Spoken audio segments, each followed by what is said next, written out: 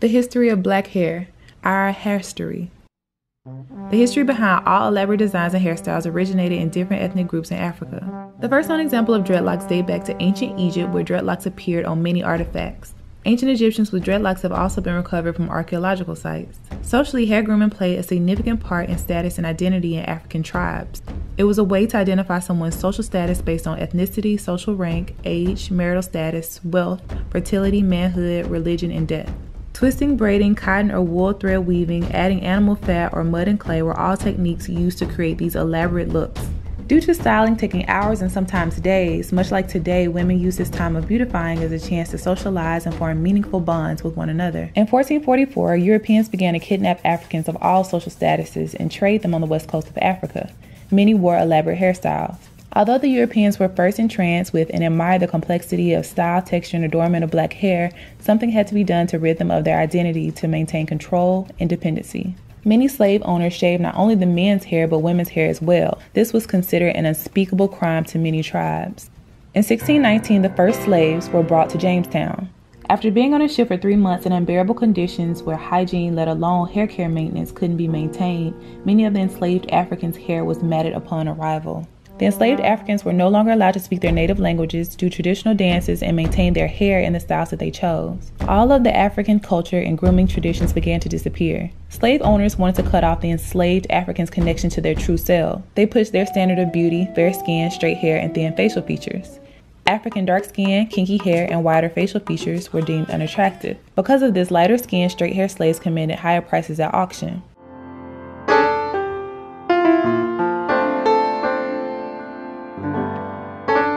Due to brainwashing and internalizing color consciousness, many blacks promoted the idea that dark skin and kinky hair were less attractive and worth less.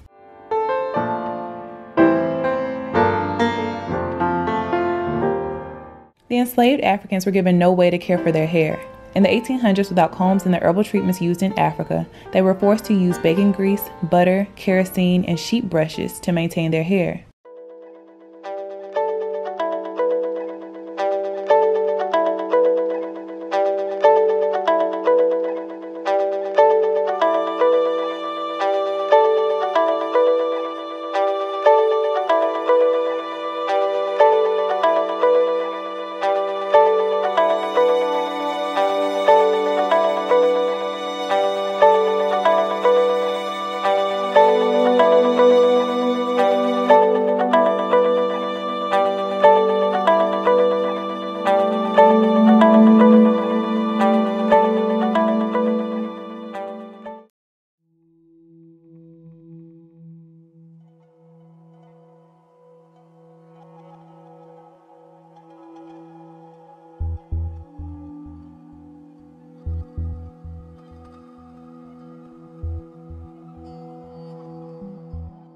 In 1845, metal hot combs are invented by the French and available to the United States. Many people believe Madam C.J. Walker invented the hot comb, which is incorrect.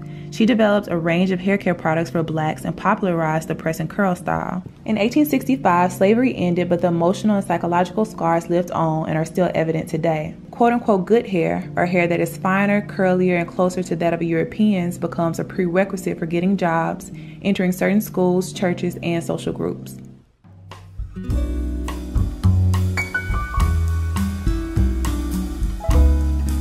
In the 1920s, Marcus Garvey, a black nationalist, urged his followers to embrace their natural hair and reclaim their African aesthetic. He is quoted as saying, "You must remove the kinks from your mind, not your hair."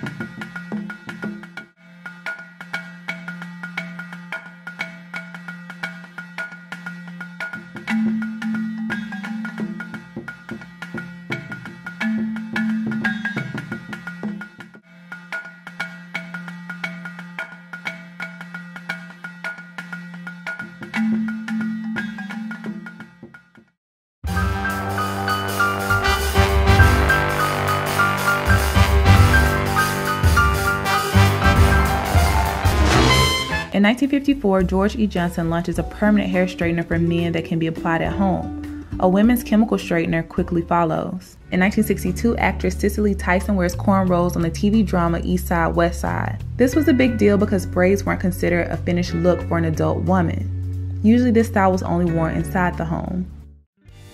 Angela Davis became an icon of Black power with her large afro. The afro became a symbol for Black power and pride. Kinky hair and dark skin is embraced, and the phrase "Black is beautiful" is coined. In 1968, Diahann Carroll is the first Black woman to star in a television network series. She is said to be the Black version of the all-American girl with straightened, curled hair.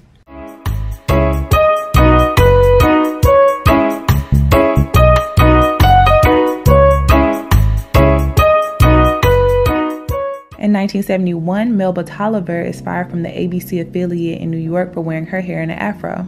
This caused a great deal of controversy. In 1977, the Jerry curl exploded on the Black hair scene. It was deemed a curly perm for Blacks, and the style lasted through the 1980s. In the 1990s, Essence magazine declares sisters love the weave, but natural styles and locks are starting to become more accepted as well.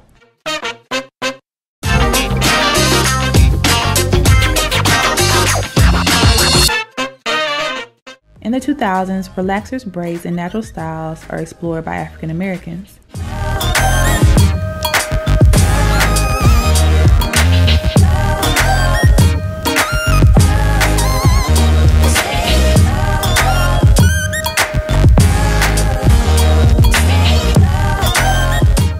Around 2009, there is a surge in the number of women wearing their hair naturally. Many refer to this as the natural hair movement.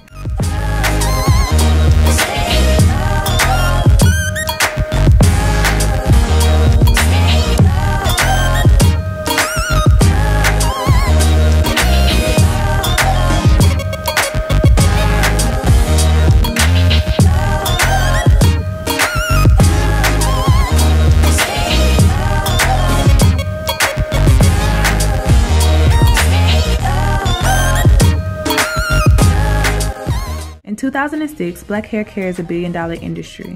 Black women consume 80% of the hair industry, but only own 3%. Keratin and Brazilian treatments are marketed to smooth and straighten natural hair without damaging the hair. Naturals soon to find this to be false. Today, Black women are wearing their hair in a variety of styles, both relaxed and natural.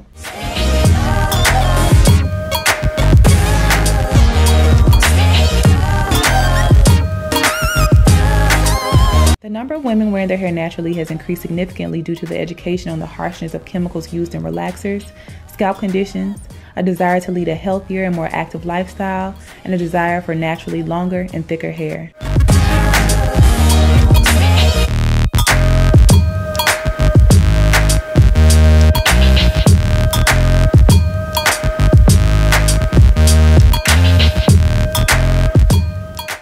Many believe to truly embrace, understand, and appreciate our hair, especially in its natural state and how it directly relates to our culture, we must understand its history and be willing to maintain a certain level of integrity and respect regarding it. I wasn't able to list everything, unfortunately. The video would have been way too long, but I encourage you to continue to research about this subject. Thanks so much for watching. I'll see y'all next time. Peace, love, and light.